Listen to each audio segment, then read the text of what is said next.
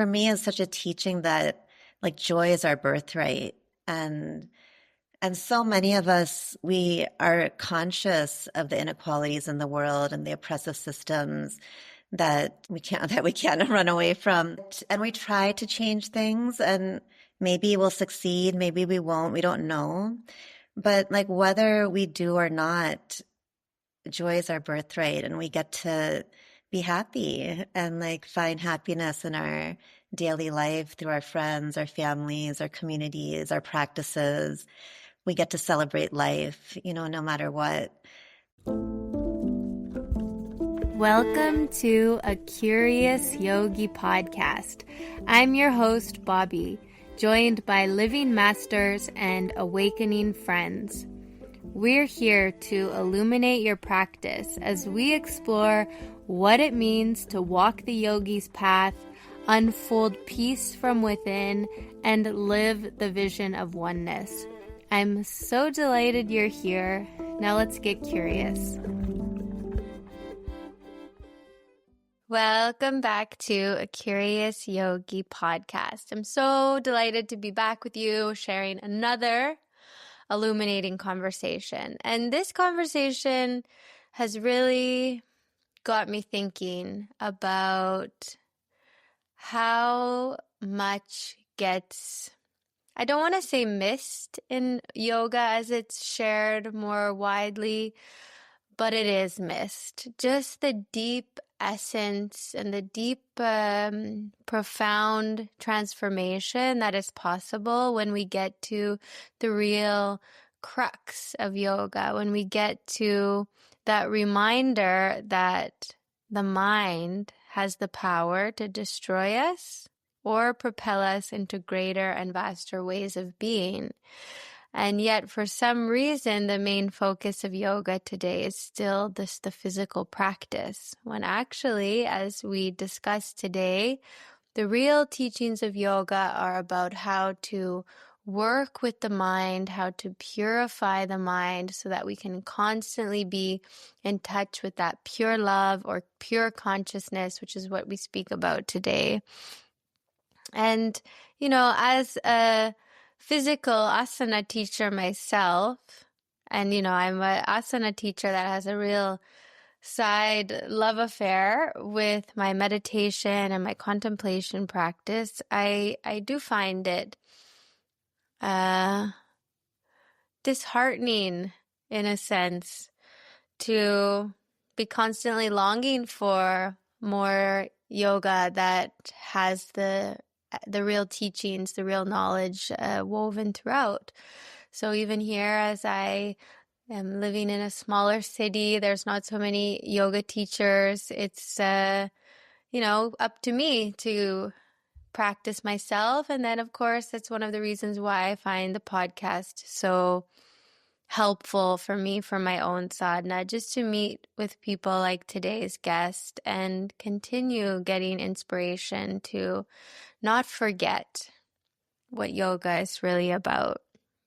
So I found this conversation today really refreshing and joyful because the attention continually goes back to the essence of yoga and into the pillars of why and how the practice can truly be transformative, both on a personal level and also in the bigger picture, which is also something, if you've been listening to the podcast, I question a lot how to remain as the yogi unaffected and yet be in the world, which is so disturbing. So we touch on so much today, and it's a great joy to introduce you to celebrated yoga teacher and author Reema Datta, who is on a mission to change that narrative I just spoke about with her recent book, The Yogi's Way: Transform Your Mind, Health, and Reality. And this book offers a 12-week self-guided course that empowers the readers to break free from the destructive tendencies of their mind and experience lasting peace. So Reema shares insights from her own sadhana and, of course, her book, exploring the influence of family on her spiritual journey. She's very close with her grandmother and grandfather, and it's very touching. And she also emphasizes the importance of inner peace and the foundations of yoga and yoga as an applied practice. Reema also emphasizes the teachings of Advaita Vedanta, the interconnection of service and spirituality, and the need for cultural sensitivity in yoga. As someone who was born into a family of yogis, Reema has been steeped in the ancient Vedic wisdom of yoga and Ayurveda her entire life. She has celebrity clients, which include Paul Simon, Sting, and Eddie Brickell, and she has thousands of other students worldwide.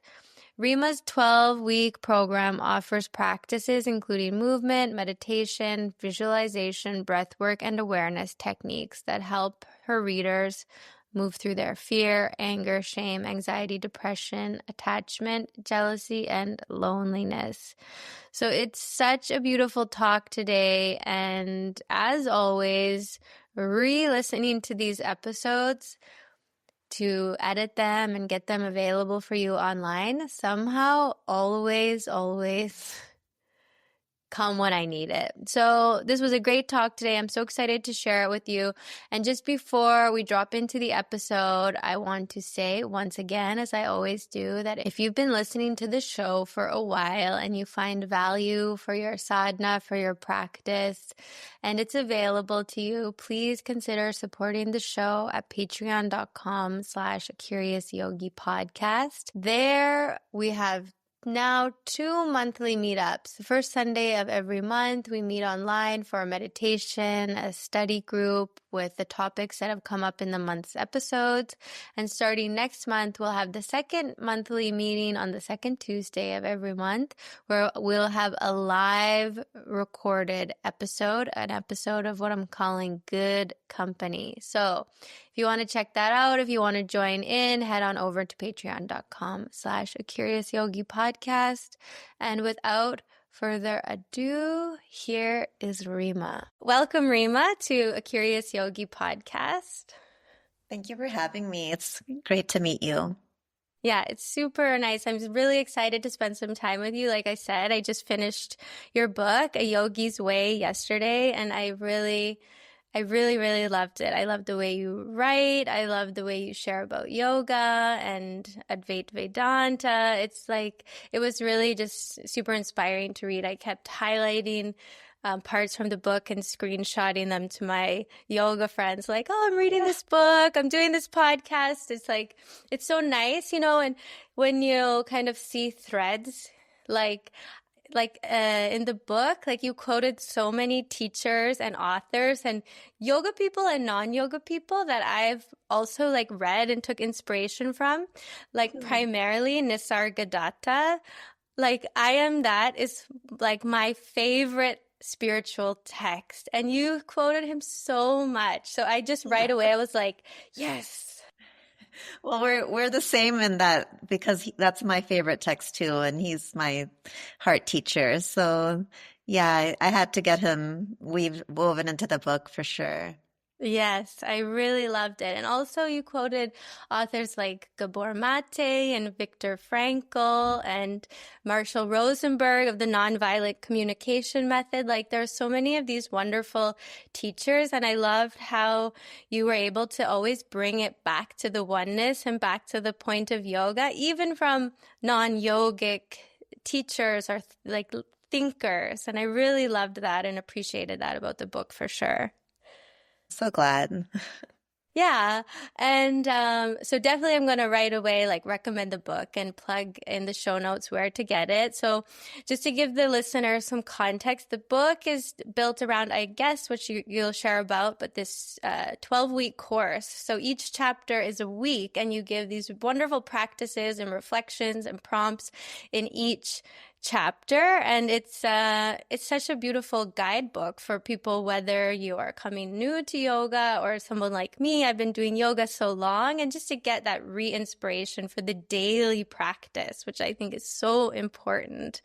And along with all those, sort of famous or well-known teachers in there, I also loved that you spoke a lot about your relationship with your grandparents and the inspiration you took and take from your life from them. So I'd love if we could start there with just speaking about your relationship with them and your inspiration to write this book. And you shared a bit about your journey as a single mom. So I'd love if you just kind of gave us, your story in the Cole's Notes version.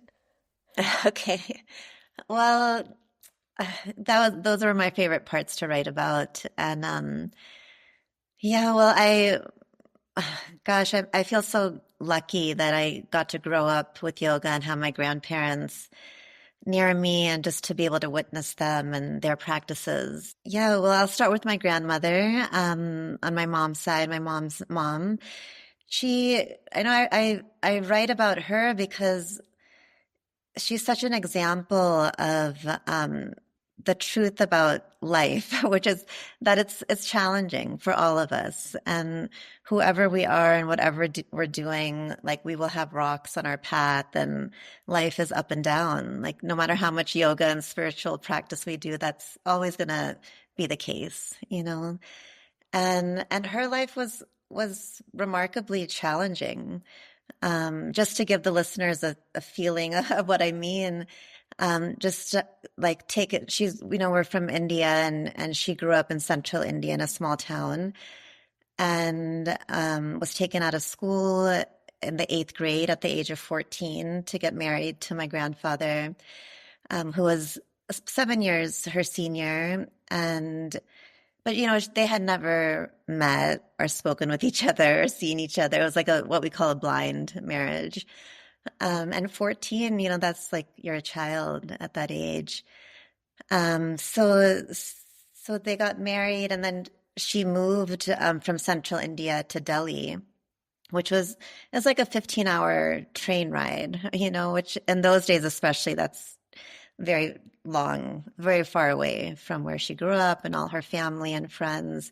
And then all of a sudden in a city, pregnant by 16, had four girls in a very patriarchal society where it was kind of looked down upon to not at least have one son, but she would say with pride, like, I wish I had seven daughters. So I write about her because she was just very like joyful. Yeah, I loved it. Actually, at the end of the book, you shared that beautiful photo of your grandmother with your mom, and you can see in the photo the it's not even like a happiness. It is a kind of deep joy that's radiating out of her face, and she's so young. She looks younger than 18 or whatever she was there.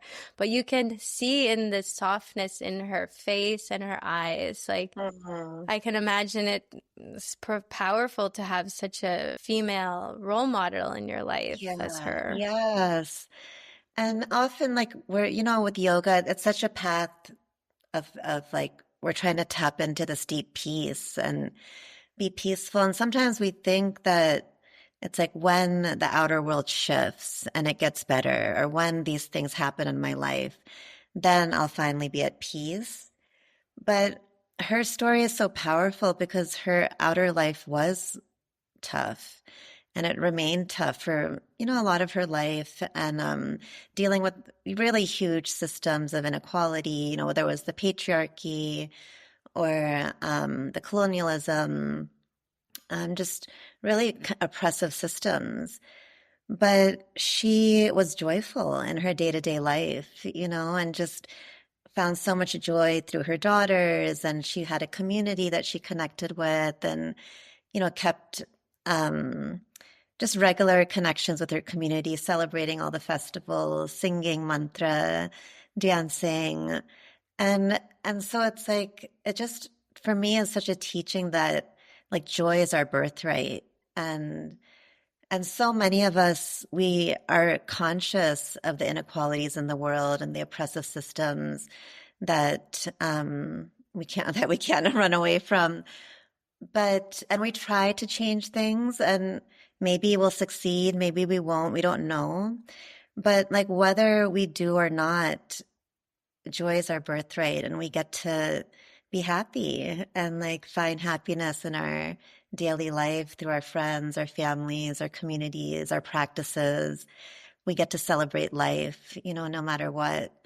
And so Mm, that's just like I find powerful. Yeah, to have witnessed that firsthand, by just being with her, and just that reminder that things out there can are tough now, and they can remain tough, and they might get worse, but we can find peace, and we can radiate that, and we can enjoy our lives. Um, mm, that's a big lesson from her. And she was singing mantra all day. Like that was her main practice. She knew the wisdom texts and read them, and but I think like just having those mantras going through your mind, from morning till evening, while cooking, cleaning, running errands, like you have these beautiful, powerful vibrations in your mind and messages that remind you of your strength and your resilience, and that mm, you're inseparable from pure light, and that your capacity is boundless. Like when you have mantras going through your mind all day, every day, those messages, they, you start to embody them.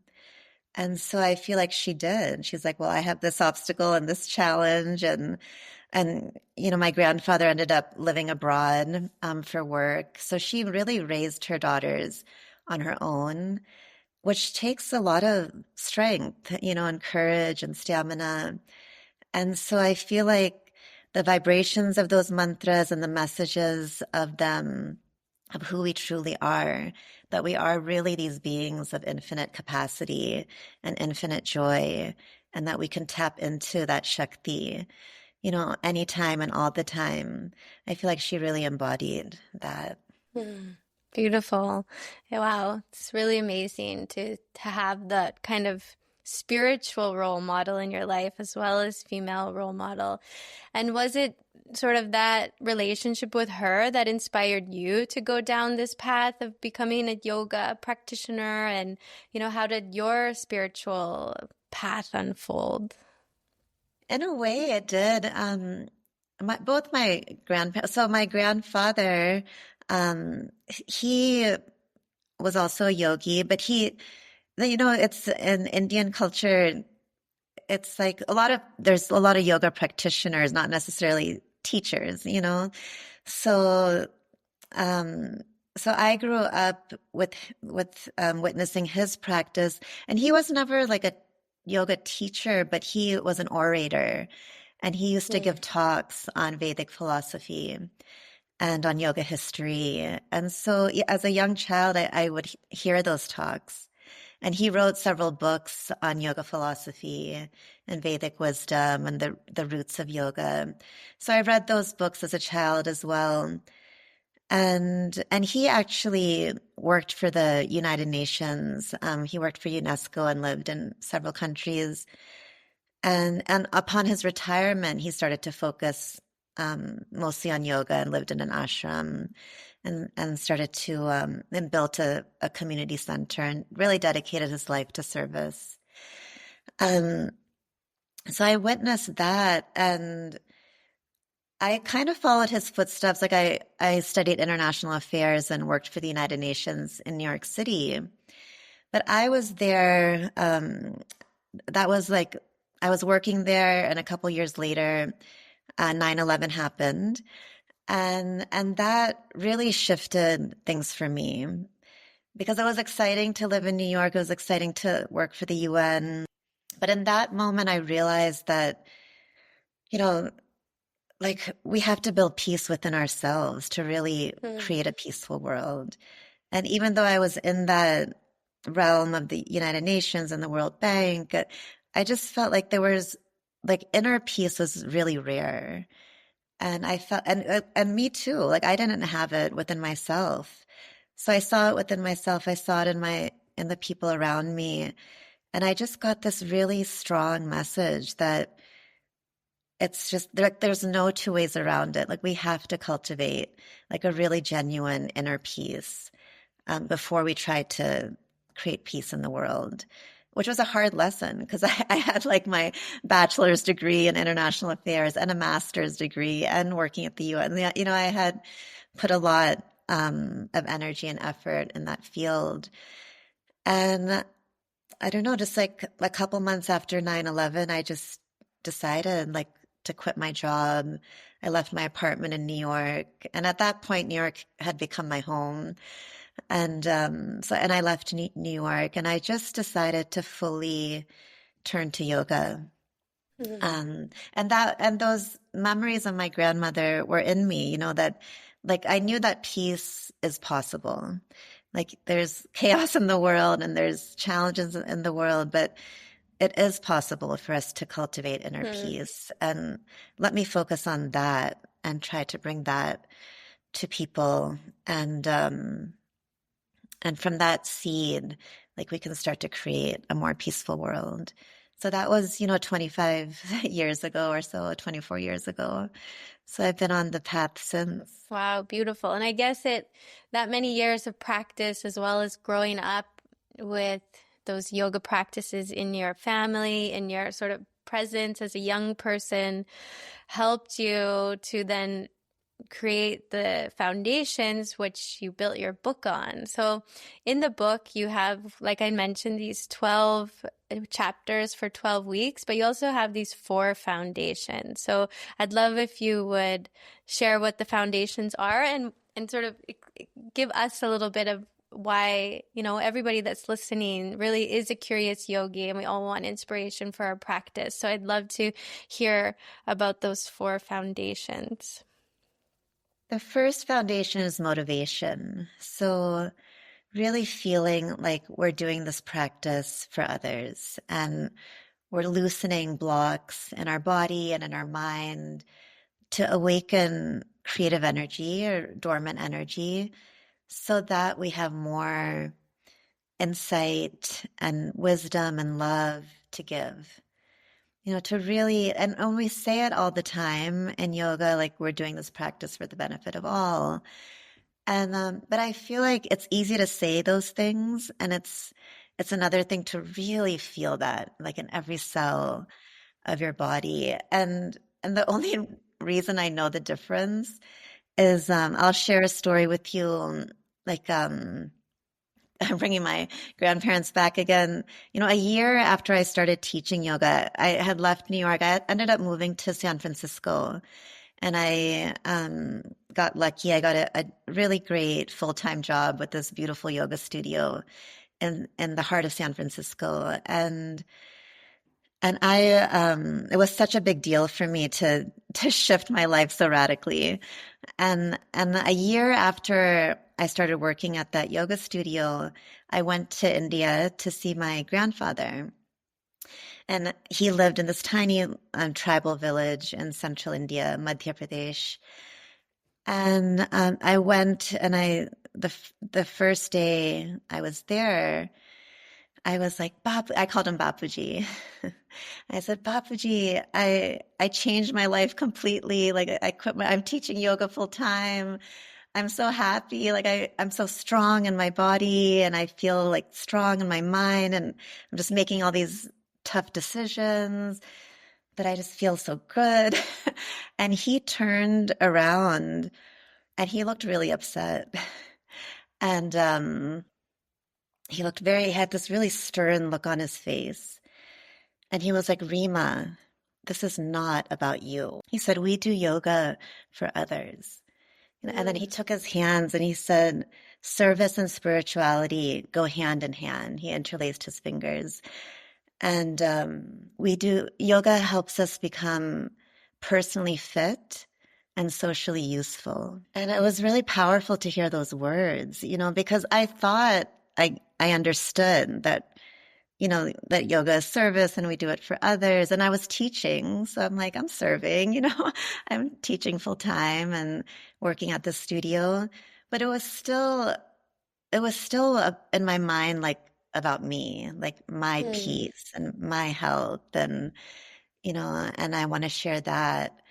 So, so there's just different levels of really feeling that motivation that it's not actually like it's like that peace of mind and health of body, they really are side effects of something bigger that's happening, that we're turning ourselves into these vessels to serve, and I thought I understood that, but I needed to hear that from my grandfather, that wow, like service and spirituality go together. And we're doing these practices, we're opening our knots and blocks so that we can be better servants, Mm-hmm. So that is the first foundation is motivation.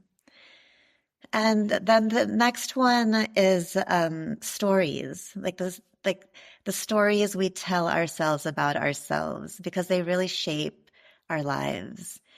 So a big part of the book, which you probably got to that section, is looking at the stories we we tell ourselves about ourselves and noticing what aspects of those stories are blocking us and limiting us, and how to recognize them and honor them, but then also release them.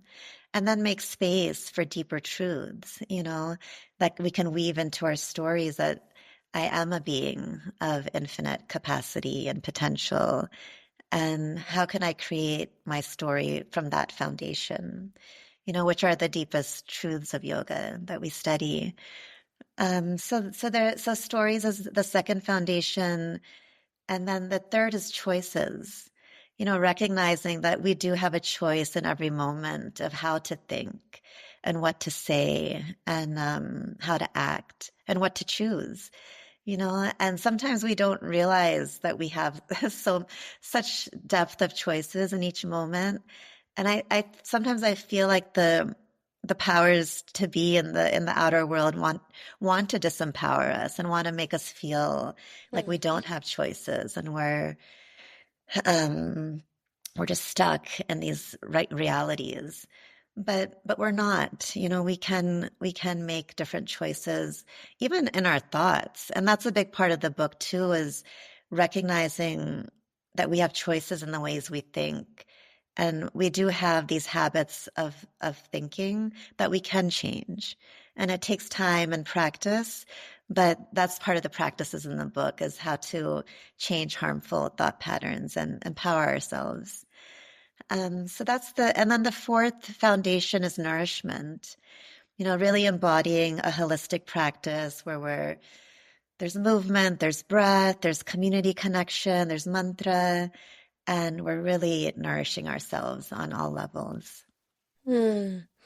It's so complete there because each foundation is a kind of umbrella, which so many practices and principles can fall under and yet sort of go across as well. So I love the way you broke that down because it also helps it be more memorable in the moment, when we're building on the practices. And each week it's like, you laid out 12 beautiful weeks, but then to step away and remember each one might be a lot, but to have the Yeah. foundations to know like we can root down into those fundamental even ideas, like you said, to contemplate and put our attention on. I think, yeah, it makes sense to me, definitely. And I love that throughout the whole book, throughout all the foundations, all the weeks, which I already mentioned, is that you weave through the teachings of Advaita Vedanta, which so often you don't actually hear when you're speaking about yoga, but you so beautifully lay it out. That is the essence, sort of the underpinnings of yoga and the way that we know them. And many of the listeners who are subscribers, we have a monthly study group where we study Advaita Vedanta. So I'm so excited to share this book with the group. But I'm wondering if you can speak a little bit about yoga and Advaita Vedanta, because I think there can be some kind of confusion about how they are interrelated or one and the same and how they are sort of different. Yeah, what I love about Advaita Vedanta, it's like really like the original teachings, and they're so ancient. It's like pre-religion. It's like pre-Buddhism, pre-Hinduism, pre-religion. Like those words are not even mentioned in Advaita Vedanta because it wasn't a concept, you know? And so it's like these raw eternal truths, you know, Sanatan Dharma, these eternal truths that are relevant today and that are um, inclusive. Like they're truths that are at the heart of all of our beings. Um, and and it's like they understood the mind so well, you know, these original yogis, because that first teaching that I emphasize in the introduction is simply to not believe anything until you experience it yourself.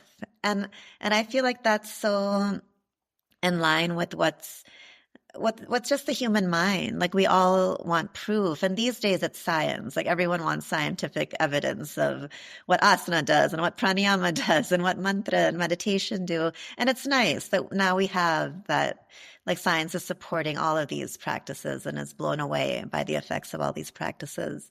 So it's nice to have that, but in a way it's the same mind that, you know, the original yogis were like, don't believe anything until you Mm. experience it yourself.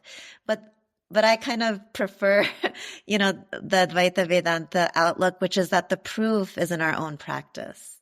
You know, like practice these things and notice what you experience and then believe only what you experience within your own being. So Mm. that's so inspiring because it's not like, oh, I have to read a book on science to believe this. It's like, no, I have to embrace a daily practice and observe the changes within my own mind and my own body and my own spirit, and then I'll believe this that this is real, you know.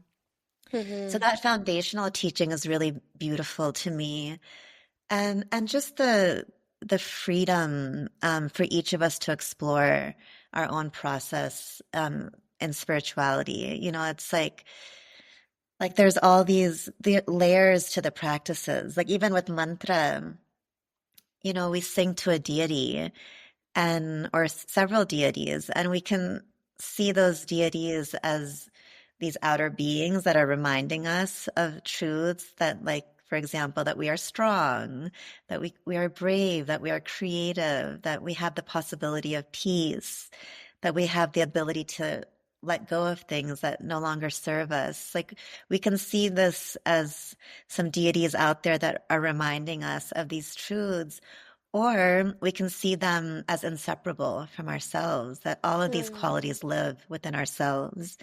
You know, so it's like whether you believe in God or multiple gods, or that you are inseparable from these qualities, it's like you have the freedom to go through your process and and have your experiences and come to your conclusions. You know, so there's it's beautiful to me that the freedom within the path. And and so, you know, those original teachings I feel like are often missing in the yoga world today, in like the Mm. mainstream yoga world especially. And sometimes we get caught up with words, you know, like Hinduism and Buddhism and you know, it's interesting to me, and I mentioned in the book that Hinduism, that that word came from British colonialism, you know, Mhm. like people in India, we didn't have that word wasn't part of the vocabulary. We were just like people who practice Sanatana Dharma, which means eternal truth. These eternal truths that are in the Vedic, Advaita Vedic texts, which are just, you know, that we are light and we're inseparable from the light of the sun and from the peace that is in the depths of the ocean, and that we can awaken these qualities within ourselves. So I feel like those original raw teachings are so universal, and it just doesn't even matter what religion we are, and we can honor our religions and embrace them and practice them, and at the same time um, use our yoga practices to remember these eternal truths, like who am I truly? You know, I Mm. am the light of the sun, and you know, I am that peace that exists in nature. and bring that into our lives, our surroundings. Hmm. Yeah, I love what you're saying. When you were speaking, I was thinking about, yeah, it's so interesting how, the mind wants to look towards science and these things that are proven. And yet in the yoga practices, like in the book, for example, you have the emphasis on the Surya Namaskar, on the sun salutations, but then you guide the practitioner to go deeper into the mantras, and then even farther into the mantras is connecting to that in ourselves, like salutations to the one who is a friend to all, knowing that the friend to all is my own self, and how that brings such a richness and a depth to the physical practices or the techniques. And I think that's so special because, like you said, it's not those subtle elements that connect us to that essential source are maybe like they're either missing or they're kind of like not as rich as I feel for myself that they are when I have that personal practice, when that privacy of my own morning practice. Do you feel like with the book and your intention with the book, it was for people to, like you saying, explore and experiment within their own awareness, within the privacy of, say, one's personal morning sadhana or daily sadhana? Or do you see it also being available, say, in yoga spaces? Yeah, I feel like I, it definitely starts with our own practice, and that is my wish that yogis can practice in these ways and see how it is in their own being, and then eventually, bring it into our teachings. And I wanted to take time to explain Advaita Vedanta and those non-religious roots, and how, the motivation is really to empower ourselves and our students. And so just to get really clear on those roots, because I think a lot of yoga teachers maybe hesitate to bring in mantra and these other dimensions because the appearance is that it's all of a sudden religious, or, Mm. and I don't know how it is in Sweden, but like in the States, there's studios that are like, we don't ohm here. This is an ohm free studio. Yeah, Or, it's like there's that that here. resistance because I think there's that misunderstanding that Mm. then it's all of a sudden this Hindu or Buddhist or religious thing, but it's actually not. It's like the mantras are there to empower us and remind us of all these different aspects of our light and our potential. And that's just Mm. human. It's Mm-hmm. actually nothing to do with religion.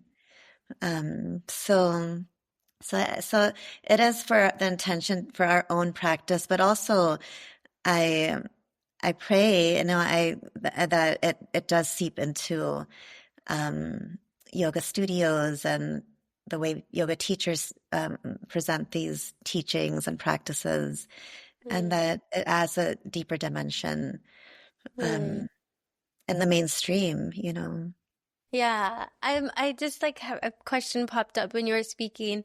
Like you as a South Asian and Indian American yoga teacher, like for those of us that are not from the culture and, like for me speaking as a yoga teacher, like I practice mantra at home and sometimes in the right spaces, but there's always that kind of fear of appropriating or sort of not getting things right, even though the intention is there. But I think there's so much sort of disingenuine spiritual teachers and yoga people, celebrities out there. It can be sort of a nervous space to step into, even if the like intention and the purity of heart is there.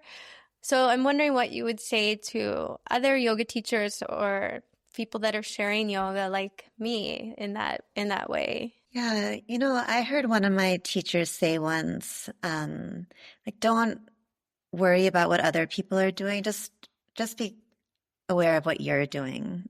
So again, just coming back to your own practice and teaching, your motivation, like, do I want to bring mantra into my classes to really serve my students on these deeper levels? And if that is firm and clear, like if you mispronounce the Sanskrit mantras a little bit here and there, I really don't think that, I think that's okay, because the vibration, it is affected by the pronunciation, but it's also affected more by the intention. Mm, And so I would, you know, give yourself grace that I'm doing my best, like I'm making an mm, effort to learn this practice, to practice it in my embody it in my own practice. And now, like when I feel as I feel ready to share it, I'm going to do my best in sharing it. And mm, know that if you mispronounce this, that the Sanskrit isn't perfect, it's okay. And that you're listening to audio versions and you're doing your best to learn and share, as mm, authentically as you can. So I would keep it simple like that, and know that there are people who take the role of being some yoga police man or woman and might have judgments, but the bigger energies, they're really it's all energy. mm, The physical is a small part of our reality. So energetically, if you're good, then it'll be okay. mm. If you Yeah, thank feel that you. call to share and you think that, oh, but I don't have the Sanskrit pronunciation perfect, I would follow the call and turn your students on to, like, I have an audio of the mantras, the 12 Surya Namaskar mantras. You can teach something and then turn your students on to a source and say, I'm teaching these 12 mantras today and I'm doing my best with the pronunciation, but you can link onto this website or whatever and hear them Mm. yourself from this person too. Yeah, that makes so much that even just to be sincere and honest as a teacher, Yeah, like, we're yeah. all sort of on this path as well. And when you were speaking, you totally reminded me of my own teacher, and he is actually from Madhya Pradesh Really? also.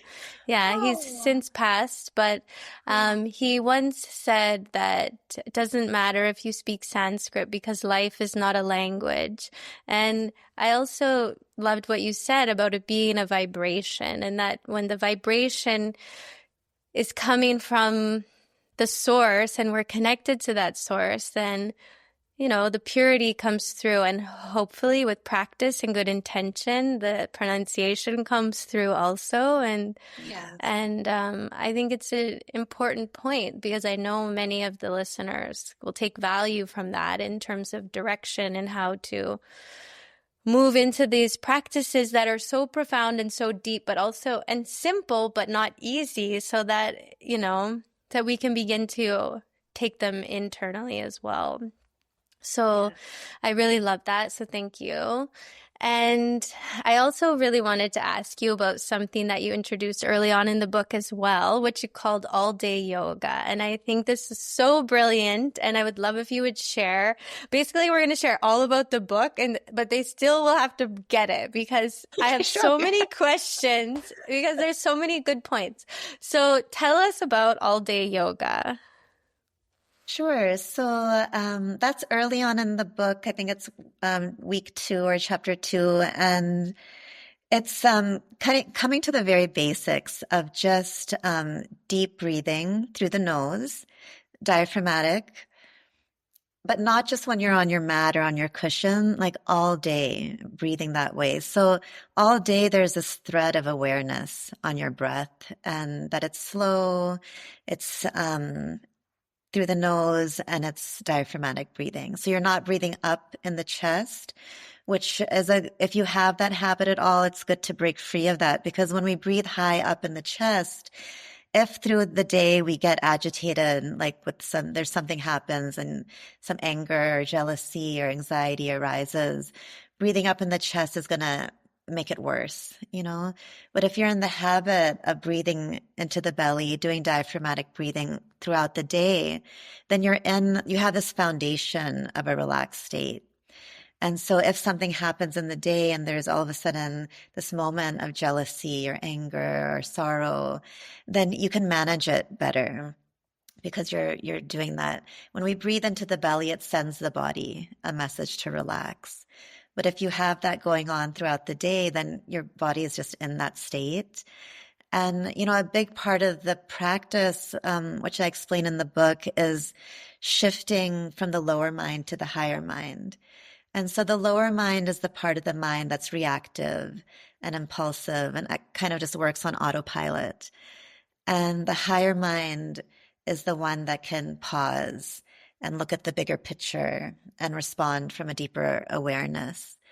And so when we're breathing slow and deep throughout the day, we're also priming ourselves to be in that higher mind and not be reactive, which it's easy to say like pause, respond. Mm. And but it's really hard. Like when something happens in your day and there's all of a sudden this moment of anger, it's really hard to train ourselves to not react. And then we react and then we regret it and we can cause a lot of damage for ourselves or somebody else. And so just that one thing of just breathing slow and deep through the nose throughout the day, it primes us for those tough moments that we can actually slow down Mm. and stay calm and respond from a deeper awareness. Mm. Yeah, I love that because it really brings in such a simple, sort of catchy kind of way this reminder that yoga is not a physical practice, it's a breathing practice, it's an awareness practice. It's so much combined, and that when we remember that, it's like, yes, the time on the mat has its purpose and its place in our life, but how to actually bring yoga into life, like it's such a good reminder that we can practice yoga all day. So I loved that and I really appreciated it. And one other practice I loved, I think I have it written down here, was week 7, or maybe, yeah, week 7. And it was the practice of guarding the gates. Yes. So, and I actually, it's only been a few days, but I wrote it down and I'm like, okay, like this makes, again, it's such a clear remind, like I have a brain that kind of one thing goes in, one goes out the other, but it's like guarding the gates. Like I just love even the language you used on that. Oh. Yes, so important, especially today as we have like access to all information, everything that's going on every minute all over the world.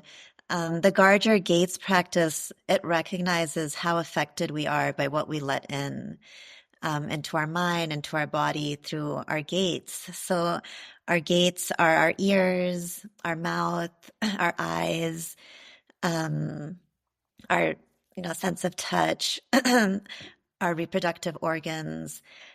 So just like recognizing that what we read, what we listen to, what we eat has a profound effect on how on our whole being, and on our energy and what we can give back to the world. So so the guard your gates practice is like becoming aware of what am I letting in and how is that affecting my energy and considering, maybe I should guard my gates from this particular news media or website or Mm, social media personality. Because is it actually serving me or is it just draining my energy? You know, um, mm, and it's such a important awareness practice, and it again shows us how much control we do have, and how much power we do have to decide. Like I'm going to let this in, and I'm not going to let these things in, and so you're really taking agency. mm-hmm. And I think it's also, again, such a reminder of what yoga is as well, taking agency, taking action for oneself, one's environment.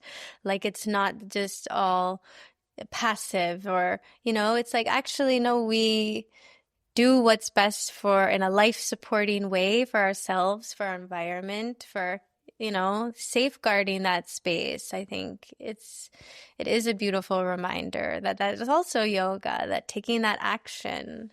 Yes. And as you read, the all the teachings in the book, all the practices culminate in the sequence, this hour, 70-minute sequence at the end of the book. And I call it Heal Yourself Now, the sequence, because it's like all these teachings of yoga and also Ayurveda, through awareness, we're learning to become our own healers and our own teachers. And so as we do these awareness practices and really embody like a holistic yoga practice, that's we're becoming our own healers. And that's Hmm. so empowering, in itself.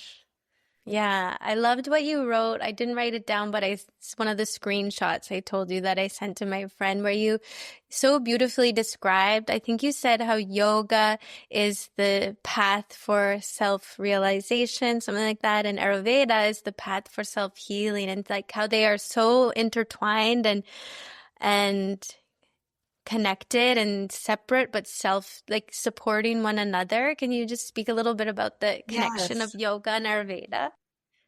Definitely. Yeah. So yoga is a path of self-realization. It's really like opening our mind and body so that we can directly experience who we truly are. And that in the Advaita Vedanta text, that who we truly are isn't really pointing to our personality or particular gifts. It's really pointing to this deeper truth that we are beings of infinite possibility, that at our soul level, there's just a field of possibility.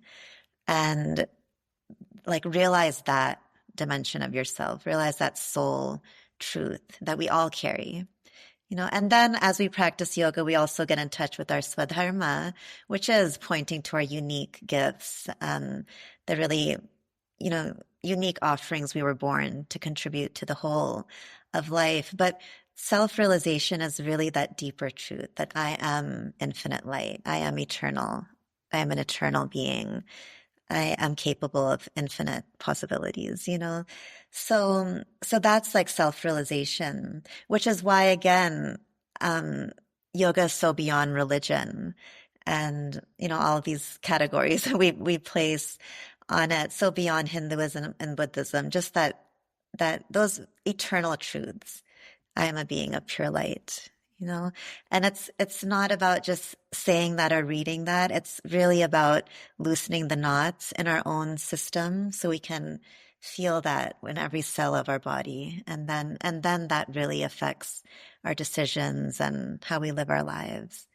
So that's the self-realization.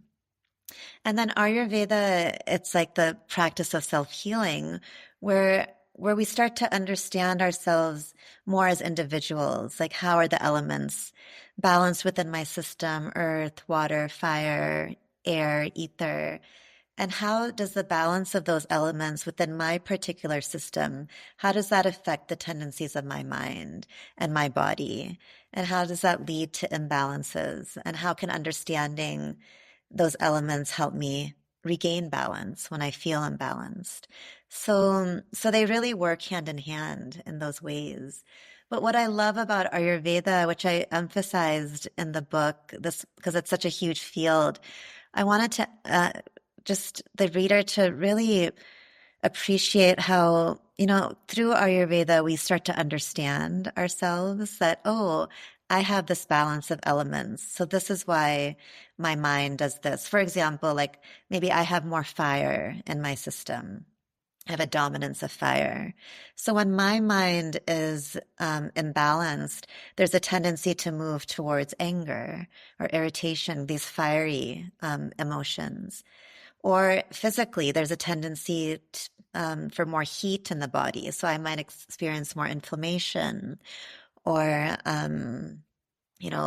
skin disorders. And so through understanding, it helps us build compassion for ourselves, Hmm. like, oh, my mind has a tendency towards anger because of this fire element. So I'm not going to judge myself, but I'm going to have that compassion. And I'm also going to understand that when I'm feeling fiery in my mind and that anger starts to rise, I have some practices in my toolbox that I know, like I'm going to go into the outside into nature. If it's a cool day, I want to like let myself be in the cool air, or I'm going to drink some water or some liquids that are going to cool my system. I'm going to have certain foods and herbs that are going to cool my system. So it's again like that awareness and that Mm. understanding. It leads to love instead of judgment. And that ultimately is what's healing. Like I have these techniques to do when I'm feeling fiery, but I also have that underlying love that I'm not jumbling up my winds and creating knots because of all this judgment. And so it works on so many beautiful levels to again make ourselves our own healers through awareness. Beautiful. I love that. I love that. And I thank you for sharing that. And I know because I want to finish all my questions and I know your Sure. time is precious. So in moving on into chapter, I think it was 9, which was alchemy. You Oh, quoted a verse from the Katha Upanishads, which I'm going to read, and I would love because I want the listeners to hear how beautiful it is, and I'd love for you to just share a little bit about alchemy because I just even love the concept of alchemy in our yoga practice. So this verse, it says, "Watch your thoughts; they become words. Watch your words; they become actions. Watch your actions; they become habits. Watch your habits; they become character. Watch your character, for it becomes your destiny." it's everything, right? Yeah, there's a lot of emphasis on the book, and especially that chapter to watch our thoughts, because that's like the beginning of that's shaping our destiny. Mm. Um, and these days we hear it's becoming more common to hear scientists say things like, our thoughts shape our reality, but this is like ancient wisdom that was so deeply understood, like over 5,000 years ago. Um, so in that chapter, the main practice is check your thoughts, or check your heart, change your thoughts, because our thoughts ultimately are coming from our hearts, So it's like, yeah, we have these practice. We look at the yamas and the niyamas and use that as a foundation to check our thoughts. And because I feel like that happens also in the yoga world that we brush through those first two limbs, and we were like, oh yeah, of course, I'm honest, I'm compassionate, like I'm not a violent Mm. person, so like let's move on. I got that. But this practice is a way to really look like, am I nonviolent in my thoughts? Like, am I harsh with myself and my thoughts and or with others? Or, am I really embodying these yamas and niyamas? And so that awareness practice to check your thoughts is something we end up doing every day, looking at those 10 yamas and niyamas and looking at our day and seeing how did we do actually, you know? And then it's beautiful to have that foundation of consciousness, which is earlier in the book, which is a way of observing ourselves that is compassionate and welcoming.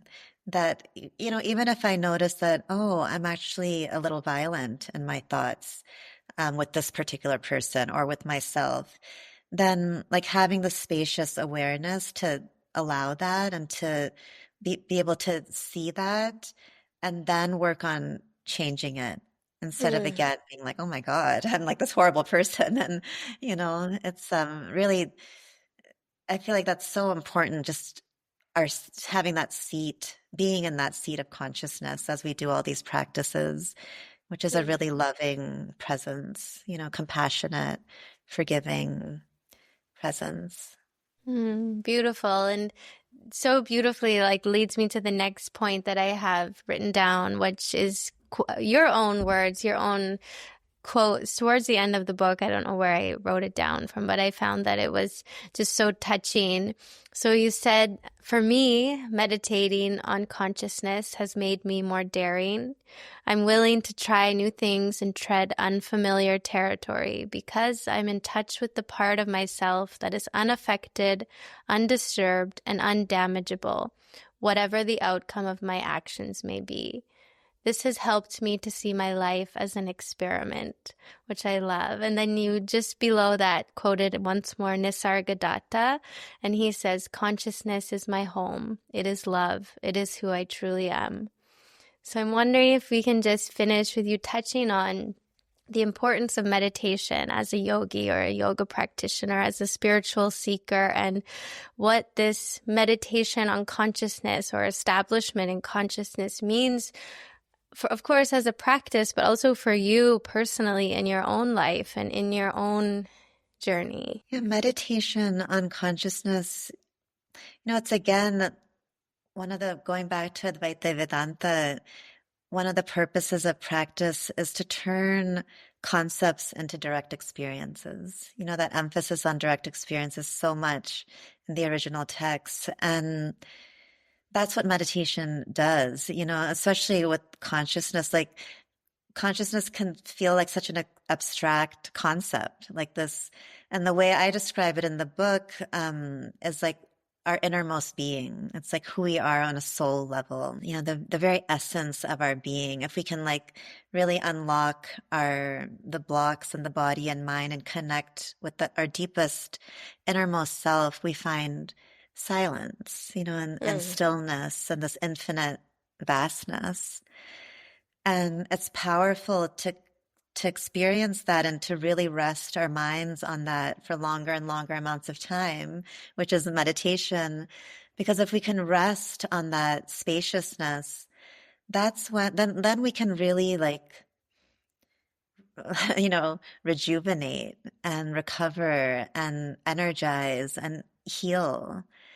And if we can really rest there for significant amounts of time, then it's like those really dormant energies start to stir and to rise. And we come to know, who we truly are on that level of like an infinite being. But we also come to know like our unique gifts that we were born to contribute. And we have the energy and the clarity to actually give our gifts. So it's like to meditate on consciousness, there's so many layers of experience to be had. One Mm. is just the initial piece, but again, we're not in it just for our own peace, right? We want to go deeper and awaken the blocked energies within us so that we have more to serve, we have more to give. Um, and for me, what I'm coming to realize more and more, that consciousness, like love is almost a synonym for consciousness. Like it really is this dimension of unchanging love. So it's like I was explaining a bit in that chapter, like whether we fall on our face 100 times or not, it's like that love is unchanging. Mm. And when you really meditate on consciousness, it feels like such a huge love. Like it's hard to put words to it. It's really like the love of God, or whatever word you want to use. So to feel that is amazing, and that's why I feel like I can be more daring in my life. Because if I try something and I fail, it's not a big deal because that love is unchanging, and that Mm-hmm. support, like we're still in the arms of the infinite, being embraced, like whether we're having an easy day or we're having a terrible day, or whether, we have a dream and we want to try it and we just really fall flat on our face for years, that's okay too, because the love is unchanging. Mm. And that presence, that expansive presence is unchanging. Like there's space for all of it, our failure. Well, our failures, I put in quotation marks because they're not really failures. Because if we're just trying to, if we just have that intention that I want to explore my potential, I want to try these things, and some things work, some things don't. It's like you're still expanding, into your potential and into knowing yourself. And so it's like we can navigate the ups and downs of life, like just being anchored in that field of consciousness and love, and knowing that there's space for all of it. So that's just, we can cruise through life, even when it's really, really hard. If we have that foundation, that's when we become like a peaceful being, because it's like we're not so shaken by the everyday ups and downs, which will always be happening. So I feel like, yeah, meditating on consciousness has given me that peace, and that freedom to try things and fail and try again, and it's all okay. Hmm. I love that. I would definitely agree from my side as well. And Yeah. I love that consciousness is love. And I think that's a beautiful end point. And I've loved this conversation so much, Reema. It's been so nice to meet you and just hear your beautiful expression. And I love to finish just with 3 quick questions. They're kind of one sentence questions. So the first one is, if you can leave the listeners with like a great mahavakya or a great quote, a great one that comes to your sadhana again and again. Sure.